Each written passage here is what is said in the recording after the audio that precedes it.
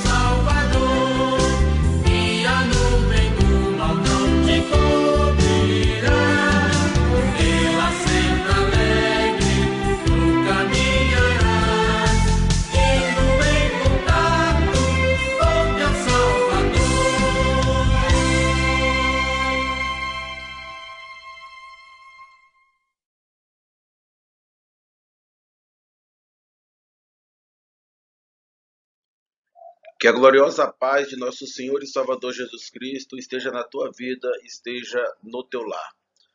Na lição de número 5, datada de 2 de agosto de 2020, temos como tema Zorobabel recomeça a construção do templo, cujo textual está em Ageu 2, 10 e 18, que diz: Ao 24º dia do mês nono, no segundo ano de Dário, veio a palavra do Senhor pelo ministério do profeta Ageu, dizendo: Ponde, pois, eu vos rogo, desde o dia em que se fundou o templo do Senhor, ponde o vosso coração nestas coisas. A verdade prática sobre o poder de Deus, a igreja torna-se imbatível no cumprimento das tarefas que Cristo lhe outorgou. A nossa leitura bíblica em classe desta lição está em Esdras, capítulo 5, versículos 1 e 2, Ageu, capítulo 1, versículo 1 e 12, e Zacarias, capítulo 4, versículos 6 e 10. Esdras diz: E os profetas Ageu e Zacarias, filho de Ido, profetizaram aos judeus que estavam em Judá e em Jerusalém, em nome do Deus de Israel, lhes profetizaram. Então se levantaram Zorobabel, filho de Sealtiel, e Jesuá, filho de Josadaque, e começaram a edificar a casa de Deus que está em Jerusalém, e com eles os profetas de Deus que os ajudavam. Ageu diz o seguinte: no segundo ano do rei Dário, no sexto mês, no primeiro dia do mês, veio a palavra do Senhor por intermédio do profeta Ageu a Zorobabel, filho de Sealtiel, governador de Judá, e a Josué, filho de Josadaque, o sumo sacerdote, dizendo: então Zorobabel, filho de Sealtiel, e Josué, filho de Josadaque, sumo sacerdote, e todo o restante do povo, obedeceram à voz do Senhor seu Deus e às palavras do profeta Ageu, assim como o Senhor seu Deus o enviara, e temeu o povo diante do Senhor. Zacarias já narra da seguinte forma: e respondeu-me dizendo: esta é a palavra do Senhor a Zorobabel, dizendo: não por força nem por violência, mas sim pelo meu espírito, diz o Senhor dos Exércitos. Quem és tu, ó grande monte, diante de Zorobabel? Tornar-te-ás uma campina, porque ele trará a pedra angular com aclamações. Graça, graça a ela. E a palavra do Senhor veio novamente a mim, dizendo: as mãos de Zorobabel têm lançado os alicerces desta casa, também as suas mãos a acabarão, para que saibais que o Senhor dos Exércitos me enviou a vós. Porque quem despreza o dia das coisas pequenas, pois esses se alegrarão, vendo o prumo na mão de Zorobabel. Esses são os 7 olhos do Senhor, que percorrem por toda a terra.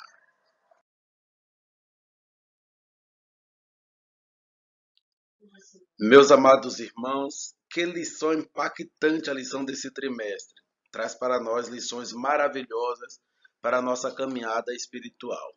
Recapitulando a lição passada, nós vimos que os inimigos não queriam ver a construção do templo ou a reconstrução do templo em Jerusalém. E o que simbolizava esse templo para os judeus? Simbolizava o início do culto e da comunhão com Deus. Apesar de que não precisava ter exatamente o templo, porque o povo restaurou o culto a partir do momento que levanta o altar. Mas nós vimos na lição passada que eles deram início à reconstrução do templo, que era o maior símbolo de culto em Jerusalém, e nós vimos como os inimigos se atreveram a inibir o povo, ou querendo se infiltrar entre eles para destruir aquela obra.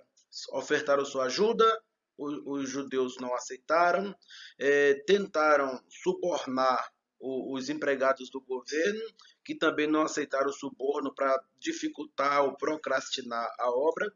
Começaram a amedrontar o povo, aterrorizar o povo, e o povo não cedeu, mas os irmãos vão de convir que essas estratégias do adversário, de forma insistente e persistente, acabam enfraquecendo o soldado na guerra.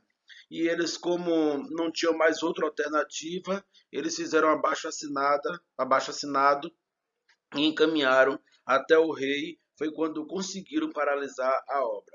Irmãos, essa obra ficou paralisada por cerca de 15 anos, porque Zorobabel, que era o líder político naquela época, já estava em situação de dificuldade, porque quando ele viu a planta do templo que Salomão construiu, o tamanho, a magnitude daquele templo, as riquezas daquele templo, e agora ele queria reconstruir o mesmo templo, sem ter condições econômicas, o país estava um caos. A Bíblia diz que a terra estava um assombro, não existia aquela imponência econômica em Israel, eles estavam debaixo de uma servidão e estavam voltando para restaurar sua terra, não tinha condições financeiras para aquele político, mesmo com isenção fiscal, o incentivo fiscal dado pelo Império, para ele reconstruir o templo naquelas condições que foi construído por Salomão no auge do seu reinado. Salomão teve um reinado muito rico. E Salomão, a Bíblia diz que nas ofertas que Salomão levantou, ele sobejou em ouro, em prata. Então, o templo era uma magnitude, inclusive virou ponto pitoresco, como nós falamos a semana passada. E agora Zorobabel estava para reconstruir um templo, enfrentando todo tipo de dificuldade, dificuldade econômica, dificuldade política por causa desse abaixo-assinado, a dificuldade porque os inimigos estavam ali observando de olho, né, uma grande nuvem de inimigos estavam ali tentando ameaçar a execução daquela obra. Zorobabel, então, vendo que suas condições não davam, ele não tinha recurso suficiente para levantar aquele templo, ele simplesmente parou apenas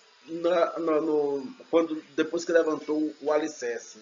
E aí todo mundo que passava, todos os povos, iam somente observar aquele alicerce, sem a reconstrução do templo, e ia dizer o que aí, o homem que tentou fazer um grande templo e não tem condições, não teve condições de continuar. Uma outra coisa é que os inimigos estavam ali aplaudindo a situação. Passasse 1 ano, 2 anos, 10 anos, 15 anos, e eles não veem o templo sair do chão. E por outro lado temos o sumo sacerdote.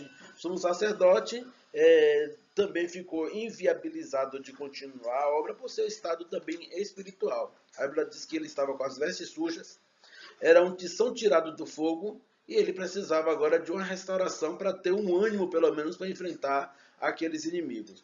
Mas Deus, irmãos, ele é tão poderoso e nessa lição de hoje, que está dividido em 3 tópicos, nós vamos ver que esse primeiro tópico fala que Deus suscita os profetas Ageu e Zacarias.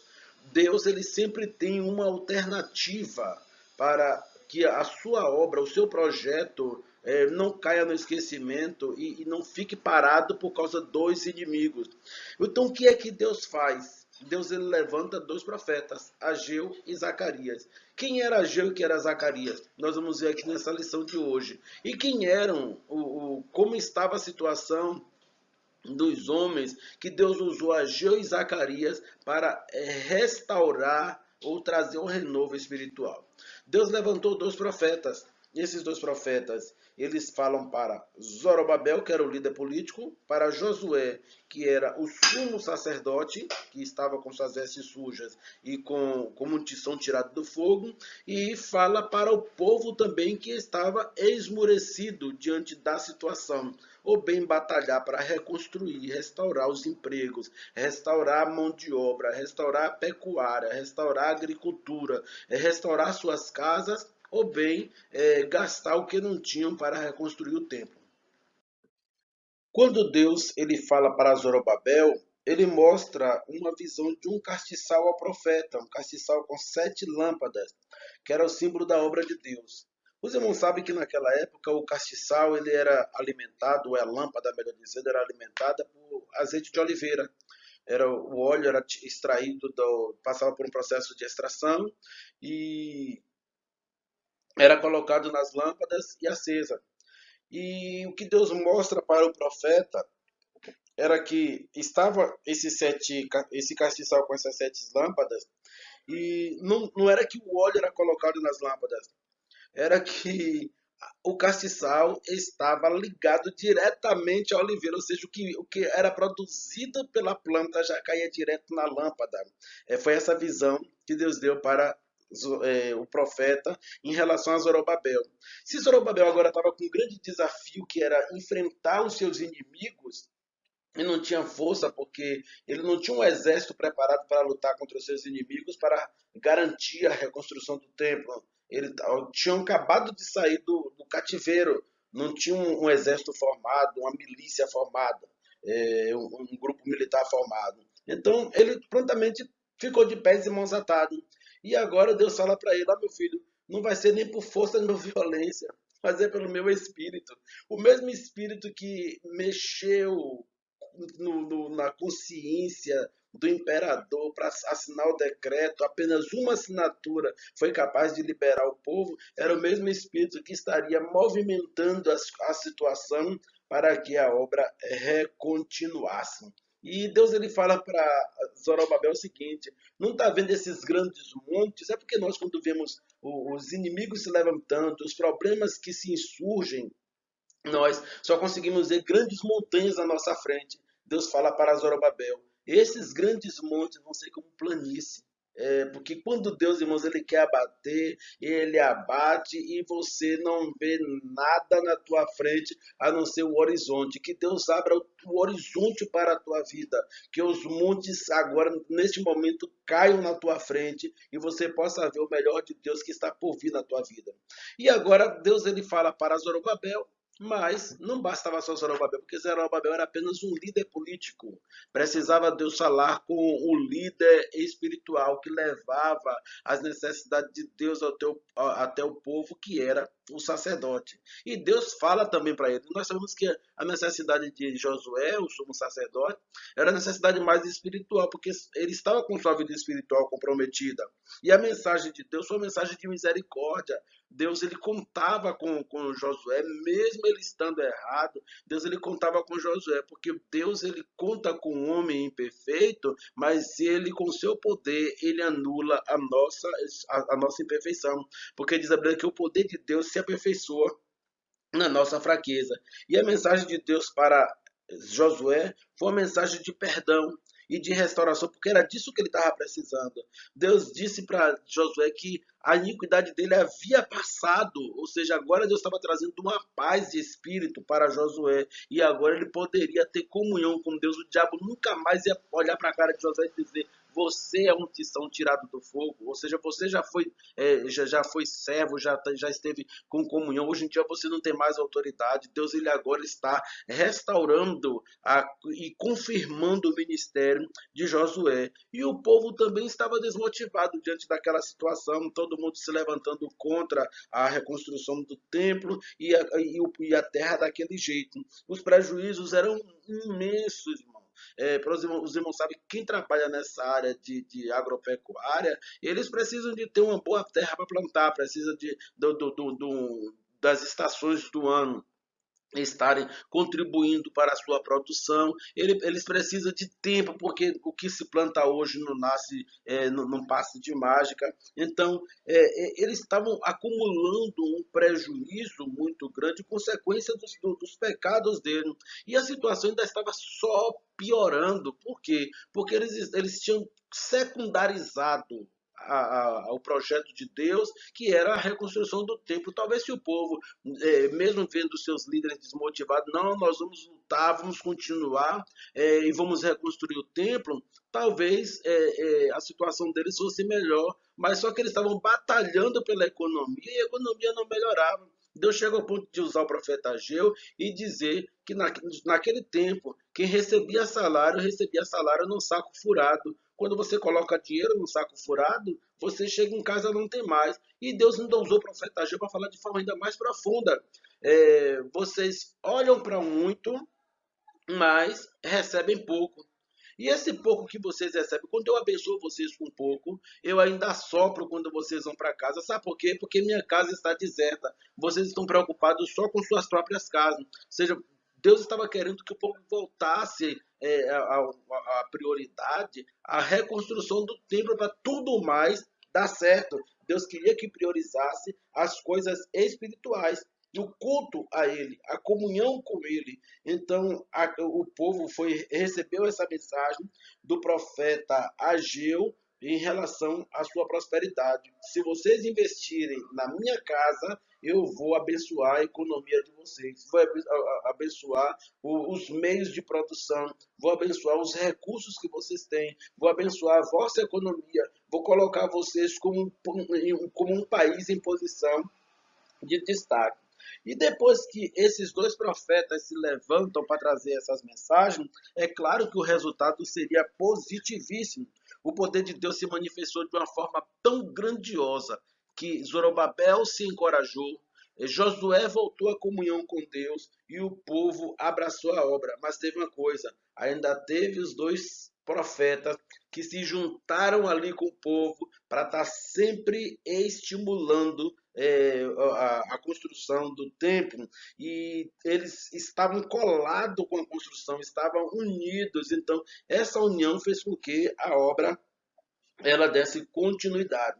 Só que aí, irmãos, Os inimigos estavam lá observando, 15 anos satisfeitos porque estava tudo parado, mas chega um momento que eles veem o povo se reencorajando, se reanimando. Aqueles soldados que foram golpeados há 15 anos atrás agora estavam de pés, com espada na mão, com a espada numa mão e a ferramenta de construção na outra mão. Eles começaram a se levantar porque o nosso inimigo ele é atrevido e eles queriam saber o que é que o povo estava fazendo, por quê, quem foi que deu a autorização, e eles continuaram fazendo a obra porque eles voltaram a ter também a autorização do imperador Dário. Lembrem-se que quem deu a ordem para a construção do templo foi Ciro, o imperador da Média. E agora, já depois de 15 anos, já não era mais o mesmo imperador, já era Dário que estava como imperador. E Dário, quando recebeu a queixa dos inimigos, e ele foi verificar e etc., ele viu que Ciro havia dado ordem para a construção do templo e ele ignorou o abaixo-assinado e mandou retomar a construção. Quando Deus está no negócio, tudo dá certo. Agora é preciso estar dentro da sua perfeita vontade.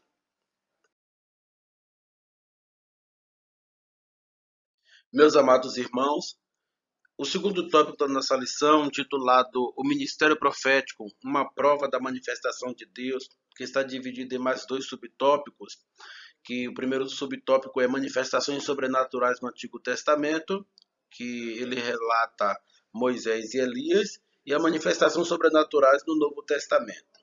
Antes de eu entrar nesse tópico da lição, eu gostaria de trazer uma sinopse da vida de Ageu e Zacarias. Ageu teve um ministério muito curto. E quando ele retorna para a terra, ele já está numa idade bastante avançada. E quem lê o livro de Ageu percebe que o tempo do ministério profético de Ageu foi cerca de 3 meses apenas. E no nosso calendário dá entre agosto e dezembro. E o que nós vemos pelo texto é que ele levanta-se em determinado mês do primeiro ano do rei Dário e termina 3 meses depois do seu ministério entregando 4 mensagens apenas. E o que nós podemos perceber na vida de Ageu é que, apesar da sua idade, porque ele deixa bem claro, quem viu o templo construído na sua primeira glória, ainda haverá coisas maiores, porque a glória da segunda casa será maior do que a da primeira. Se ele dá a ideia de que ele viu o primeiro templo, ele sugere na sua mensagem que ele teria visto, vivenciado isso, e se ele conseguiu atravessar os 70 anos de cativeiro, e ele lembrava ainda do primeiro templo, isso significa dizer, irmãos, que ele deveria ter entre 80, pelo menos, a partir de 80 anos, deveria ter saído dos 10 anos de idade para o cativeiro. Mas uma coisa é certa, os biblistas, eles acreditam que Ageu tinha 85 anos de idade. Os irmãos sabem que Daniel, ele não retornou depois do cativeiro, por lá mesmo ele morreu. Mas Ageu retorna e volta para a terra. Deixa eu dizer uma coisa para os irmãos. Deus preservou a vida de Ageu para profetizar apenas 3 meses. Vou aclarear mais para os irmãos.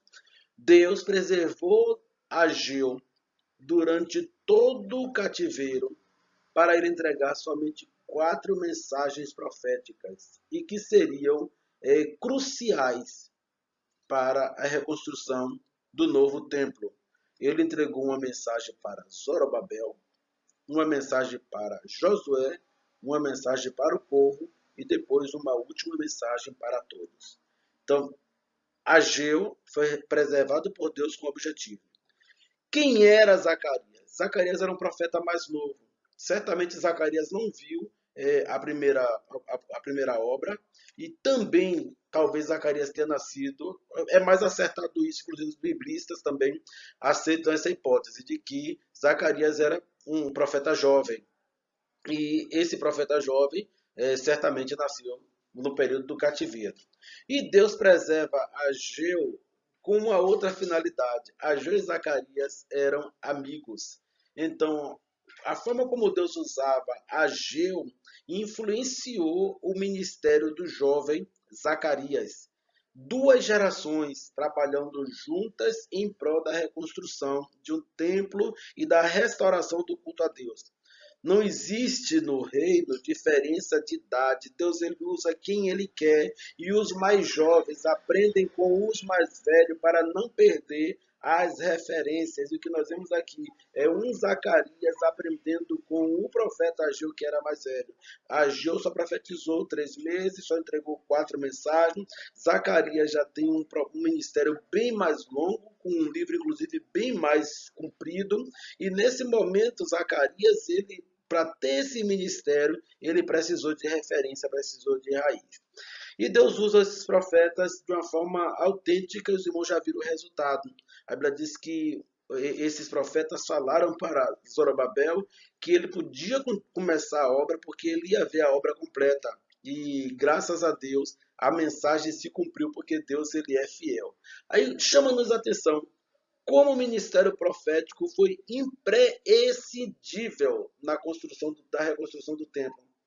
Existia o líder político, existia o sumo sacerdote, mas a obra não foi para frente enquanto Deus não levantou 2 profetas. Então, irmãos, o ministério ele só é completo quando Deus ele usa os seus instrumentos, Deus se manifesta através dos seus profetas. A manifestação sobrenatural do Antigo Testamento com Moisés era o líder político, digamos assim, porque Moisés era um estadista, ele foi o líder, considerado também um líder militar, né, porque ele saiu do Egito e Deus, através dele, libertou o povo. Mas Moisés foi chamado de grande profeta.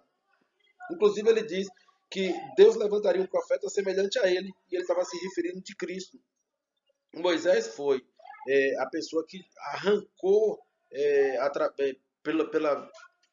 como servo de Deus, intermediário de Deus, arrancou o povo de Israel do Egito. Foi um grande líder. E como grande líder, ele tinha uma coisa, os dons sobrenaturais sobre a sua vida. E através daquela vara que Moisés trazia nas mãos, grandes milagres Deus fez, tanto no Egito, como as 10 pragas, como na passagem na travessia do Mar Vermelho, como em outras situações do deserto.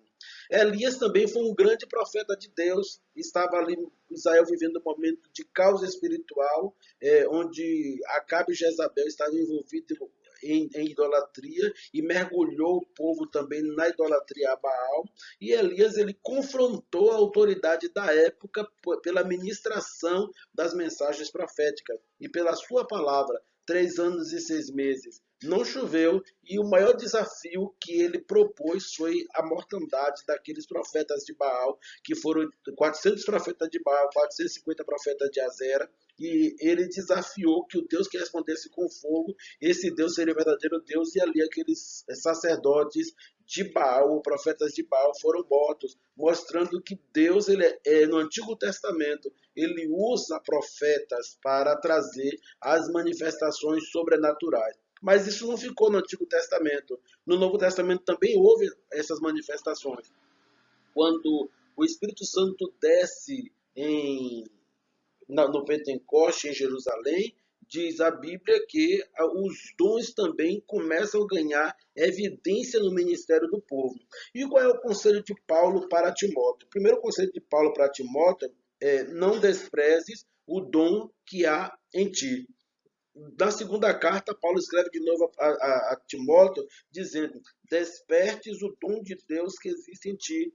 E depois Paulo recomenda à igreja também de Corinto: procurai com zelo os melhores dons.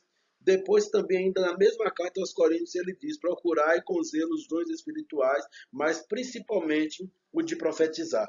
É esse dom que Deus ele usa para se comunicar, usa o homem como interlocutor das suas verdades, dos seus oráculos para falar com outros homens.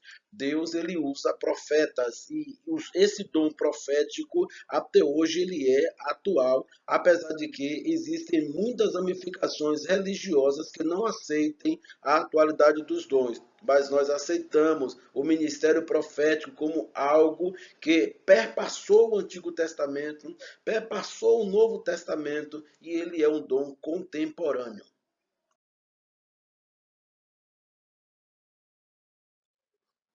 Meus irmãos, já falamos aqui que o templo ele só foi dado continuidade na sua reconstrução depois que o ministério profético entrou em evidência. Enquanto estava só um líder político e um sacerdote, o templo ele ficou parado. Mas quando entrou o profeta no meio, o templo ele deu continuidade porque era mais um reforço espiritual. Falamos também que Deus ele usa os profetas em determinados momentos, como usou Moisés, como usou Elias, e esses profetas eles têm um dom sobrenatural que acabam evidenciando a manifestação de Deus. No terceiro tópico da nossa lição, nós vamos estudar sobre o ministério de profeta à luz da Bíblia. No primeiro subtópico desse tópico agora, nós vamos ver que o profeta na dispensação, como agiu o profeta na dispensação do Antigo Testamento e o profeta também na dispensação do Novo Testamento. Nós observamos que o profeta ele trazia a mensagem de Deus para o povo. Deus ele revelava e trazia a mensagem e o profeta ia e entregava. É o caso que nós vemos de Isaías, que estava em sua casa e Deus manda até o palácio, entregou a mensagem para o rei Ezequias e dizer que naquele leito ele não iria morrer, e Isaías entrega a mensagem e quando ainda estava saindo no pátio, Deus ele ouviu a oração de Ezequias, que se virou para a parede, a oração foi lá no céu, voltou, e a resposta chegou até Isaías antes de sair do palácio, e disse: volta porque eu tenho ouvido a oração do meu servo. Então isso prova como é dinâmico, ou é dinâmica, melhor dizendo, essa ministração, como é muito rápido, ou rápida a ação divina através do profeta. E vários outros, como Deus usou profetas para falar tanto para o seu povo, como para um povo ímpio, um povo gentil, como usou Jonas e Naum para entregar uma mensagem para Nínive, como usou Oséias para trazer uma mensagem para Israel, como usou Ageu e Zacarias aqui nessa lição, para trazer uma mensagem para as duas tribos de Judá e Benjamim. E Deus, o profeta não era apenas usado para trazer uma mensagem de Deus para o povo. O profeta também era usado por Deus quando o povo ia consultar, ou seja, era algo de Deus para o povo e algo do povo para consultar a Deus e trazer uma resposta. Em Ezequiel, por exemplo, nós temos um episódio em que o povo consulta a Ezequiel para pedir uma resposta a Deus, e Deus diz que não daria a resposta para o povo por causa das abominações, que eles não receberiam essa resposta. Então Deus deixou o povo naquele momento, aqueles consultores sem resposta, porque aquele povo só se lembrou de Deus na hora que precisava de uma resposta. Em Samuel nós vemos que a jumenta de Cis, ela some, e Saul procura um amigo para ir com ele procurar essa jumenta. É claro que tinha uma providência divina em toda essa situação, porque o povo estava querendo o rei, e Deus queria colocar Saul como capitão de Israel.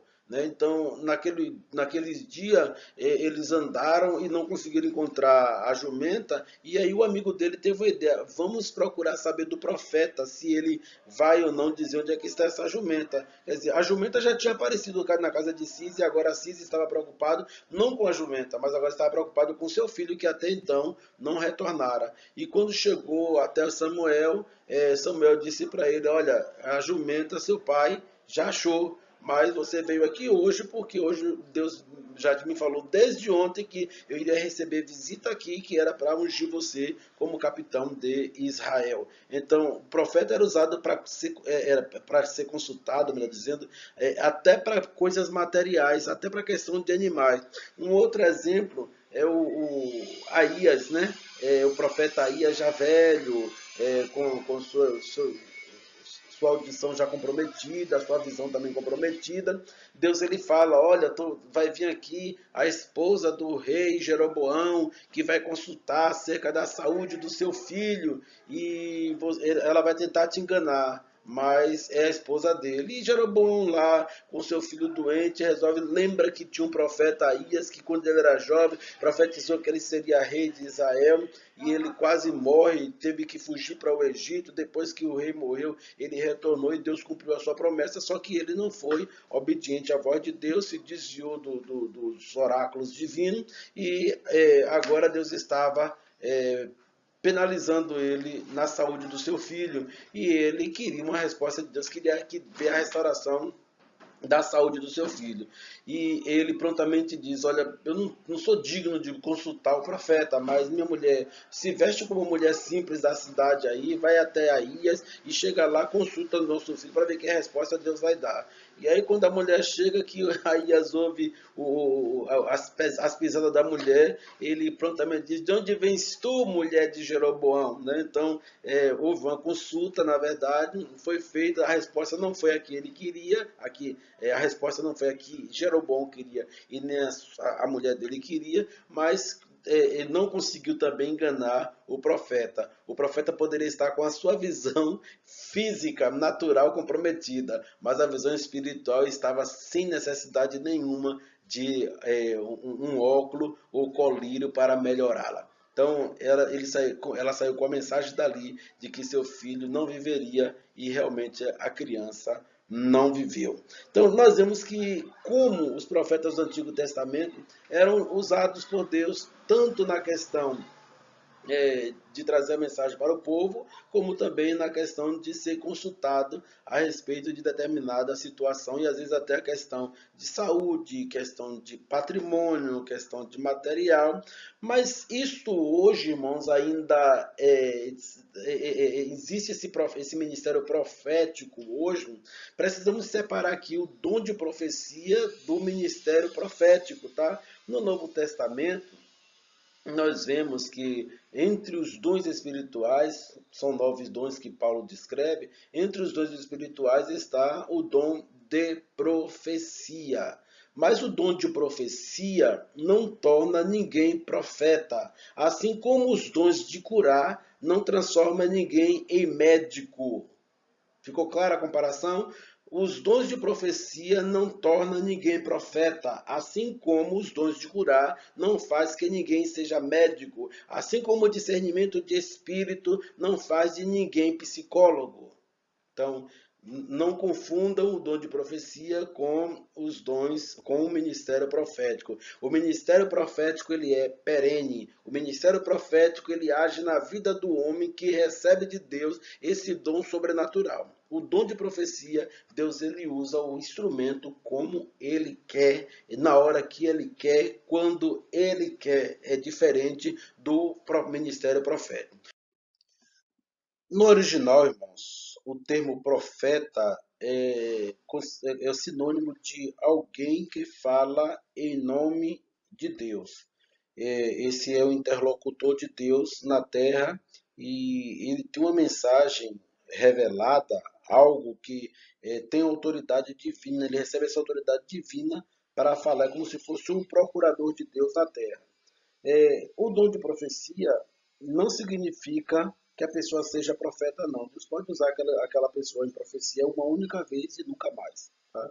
O dom de profeta ele é um ministério mais duradouro. O ministério de profeta é o ministério mais duradouro.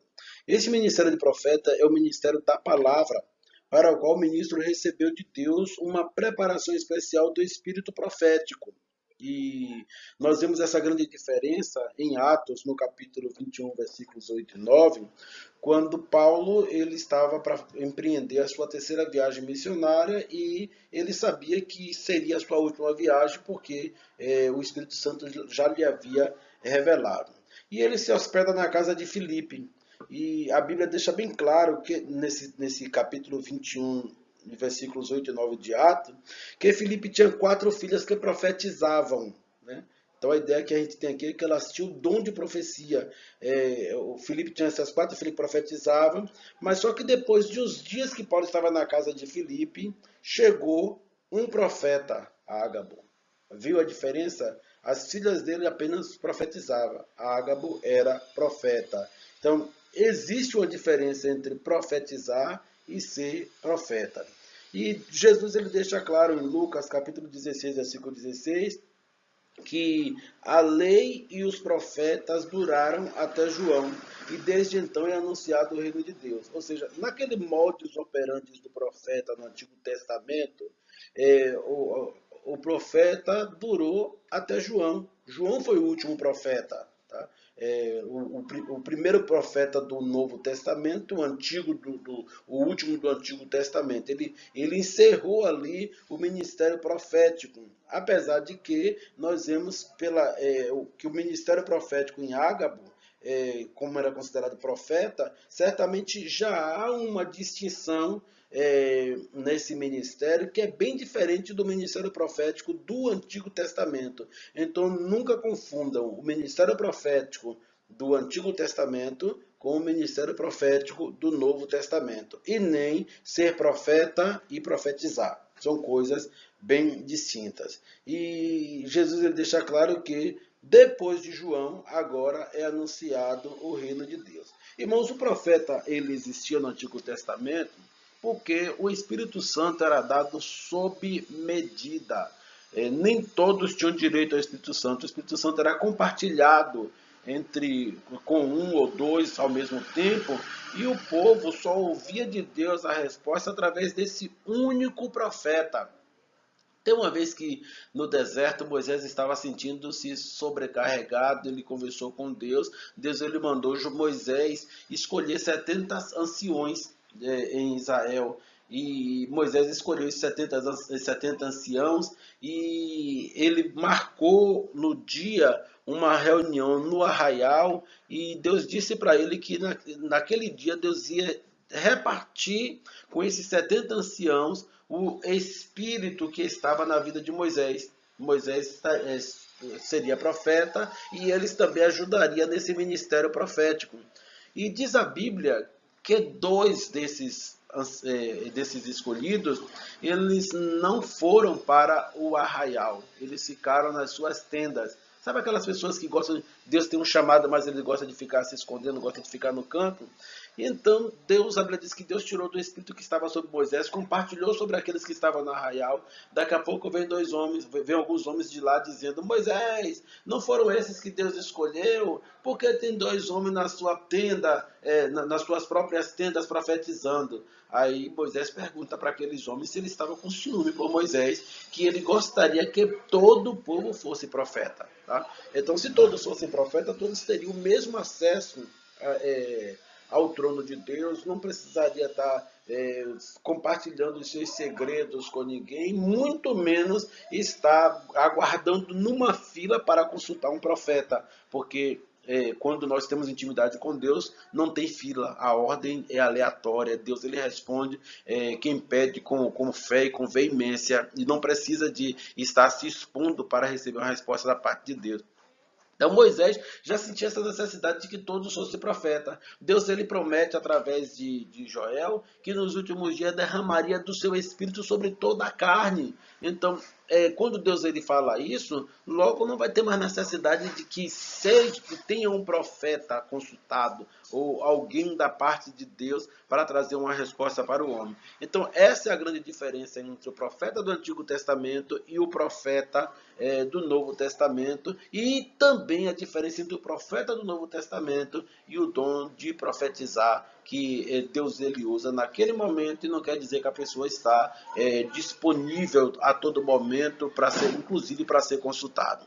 Que nós venhamos erradicar todas as nossas dúvidas em relação a esse ministério. Nós vemos muitas vezes as pessoas chamando um ou outro de profeta, ou porque profetizou, ou porque é pregador. Mas, na verdade, é só uma forma de saudação, que não vou dizer que está errado, abençoe teu irmão como profeta, mas não vamos nos envaidecer com isso não, porque o ministério profético durou até João Batista. Depois nós vemos o profeta Ágabo, e poucos citados no Novo Testamento, mas esse ministério ele pede a sua necessidade porque todo o povo de Deus agora ele tem livre acesso ao trono de Deus e o Espírito Santo está derramado sobre a vida dele e Deus também fala com eles, tá? Então, que Deus abençoe a sua igreja e continuemos buscando ao Senhor, porque Deus vai se revelar na tua vida, como revela-se também na vida do teu irmão.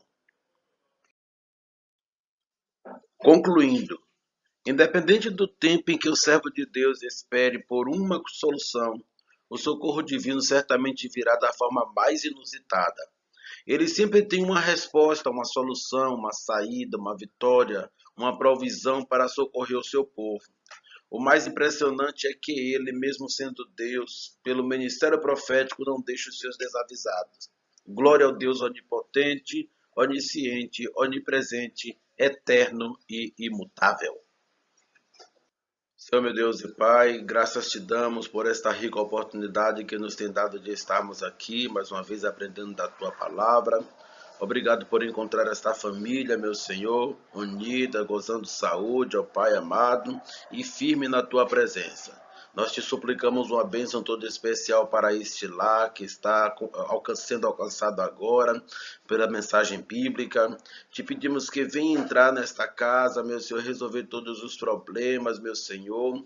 Sei que, meu Deus amado, que neste momento as portas estão abertas, meu Senhor, não só da casa, mas de todos os cômodos, para que tu possas entrar, edificar altares, meu Senhor, para que essa família seja abençoada e tenha uma presença marcante da tua parte, da Trindade Santa em seu lar. Te pedimos, ó Deus, que aonde houver conflito, que seja, meu Senhor, restaurada, meu Senhor, as pontes, meu Senhor, as ligações, que haja harmonia, que haja paz, meu Senhor, que haja provisão do Altíssimo dentro de cada lar, na despensa, meu Senhor, no agasalho, ó Deus amado, que não haja, meu Senhor amado, escassez, meu Senhor amado, mas abundância, ó Deus, de víveres, ó Deus amado, para que os teus filhos estejam bem, tanto fisicamente, como espiritualmente e emocionalmente também. Entre em todas as áreas da vida dos teus servos. Traze libertação para esta casa, meu Senhor. Traze, meu Senhor amado, portas abertas, meu Deus, para que as pessoas vejam a tua provisão, assim como Israel presenciou e vivenciou, meu Deus, essas provisões tuas nos momentos mais difíceis de suas vidas. Deus amado, que em meio a todos os conflitos que têm se levantado, os teus filhos possam estar de pé, os teus filhos possam estar com resignação, com sua fé revitalizada em ti. Deus, aumenta a esperança e a confiança em ti, meu Deus, para que todos passem incólumes, meu Deus, diante desta pandemia, diante dessa circunstância que o mundo todo atravessa. Meu Deus, mas antes de tudo, ó Pai, nós te pedimos, prepara nossas vidas espirituais para um encontro contigo, meu Senhor. Não só o encontro no arrebatamento da igreja, não só o encontro se tu voltares individualmente para nós, mas também um encontro contigo, meu Senhor, neste momento, para que possamos ter uma comunhão mais estreita contigo, uma relação mais íntima contigo. Deus, eu te peço nesta hora, abençoa teu filho e a tua filha que está sendo alcançado. Resolve os problemas mais difíceis, meu Senhor. Entra nas suas causas, traz providência, meu Senhor, para o teu servo. É o que nós te pedimos, meu Deus, e te agradecemos desde já, em nome de Jesus. Amém.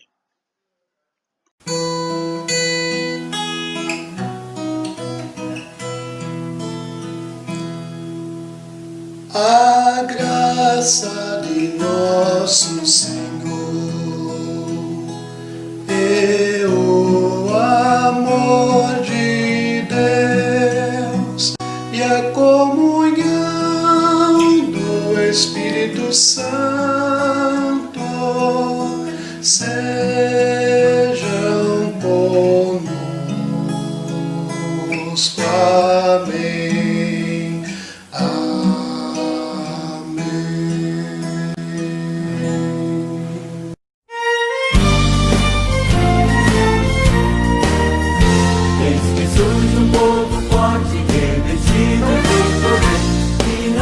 Ninguém a morte, quem a ele obedecer. Graça,